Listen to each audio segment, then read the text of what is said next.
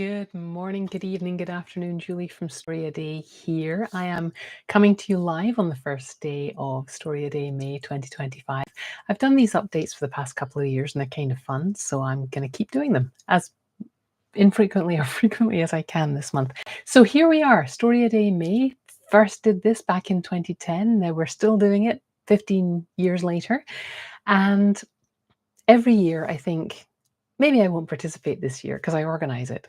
There's a lot going on in my life at the moment. I've used up a lot of energy getting everything together. I've got other obligations in my life. But of course, you have all of those things too.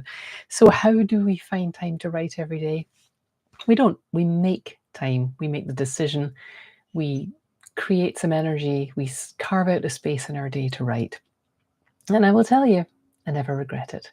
Today's prompt comes from Kim Coleman Foote, who is a writer who sent me this great prompt to start the challenge, which is a sort of free writing thing. She gives us a method of generating a list of words that you're going to use in a story. And it's the kind of prompt that people hate and love because, of course, it forces you to write something imperfect. If you have a list of words that you have to shoehorn into a story, it's not going to be a work of staggering genius, right? It's going to be something. But so often that's what we need. And I generated a list of words as recommended in the prompt. You can see that over at StoryADay. It's right there on the front page today. StoryADay.org. I generated a list of words and I thought, oh, how am I going to do this? And at first, as I started writing, it became this like, challenge. And then as I kept writing, it became a really fun challenge to find ways to put these words into a story about the character that I was writing about, who's a character I've used in other stories and a novel.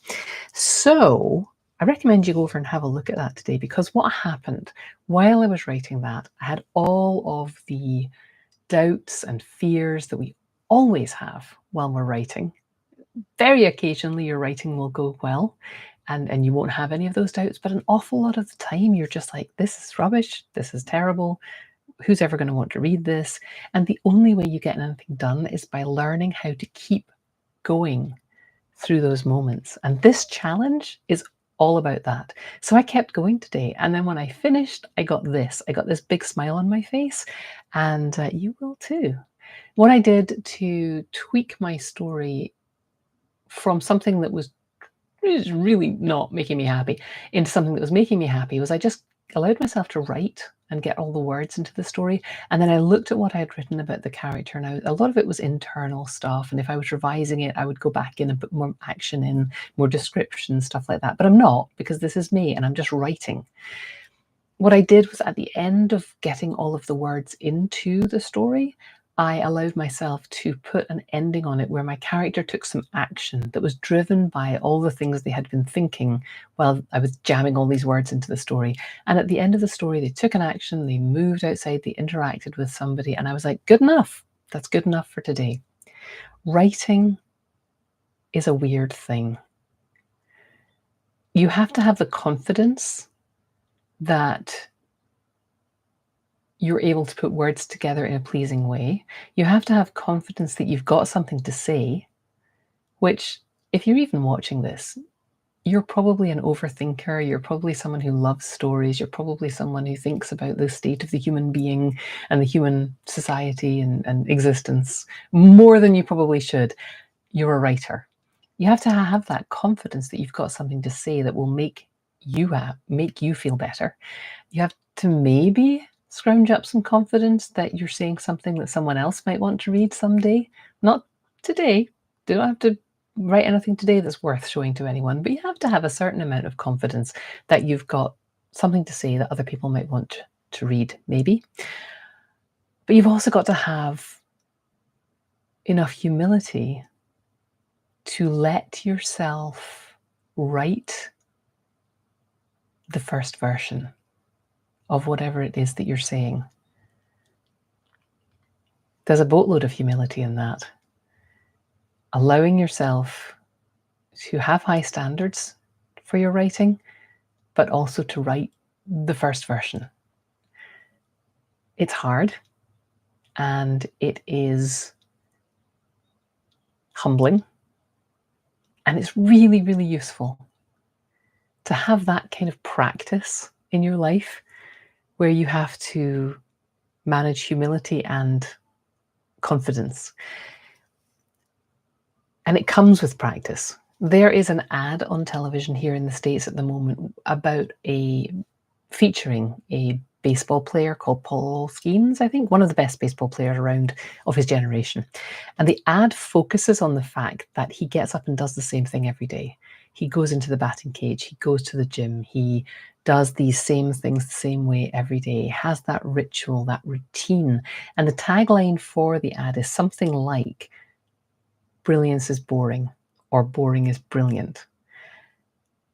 Creating a practice where you sit down and write regularly and you find a way to get the words on the page, even though they're not going to be perfect. And you just show up and you show up and you show up in a kind of boring way, which is what we practice, especially during StoryADay May.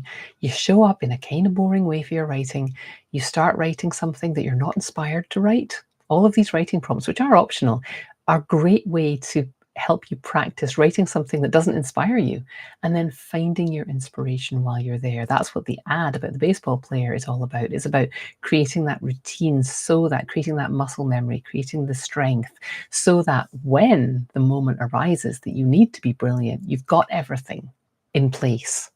And sometimes the brilliance comes from that repetition, from just showing up and having the confidence to do what you do, along with the humility to know it's not always going to be brilliant.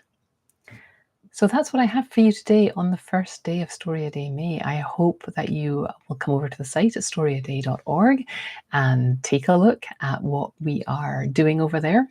I was looking at the number of people who've gone through this challenge over the years, and it's thousands and thousands of writers. And I know that some of those stories have gone on to be published and to be sent out. And some of those stories have been things that were just learning exercises for the writer who was writing them.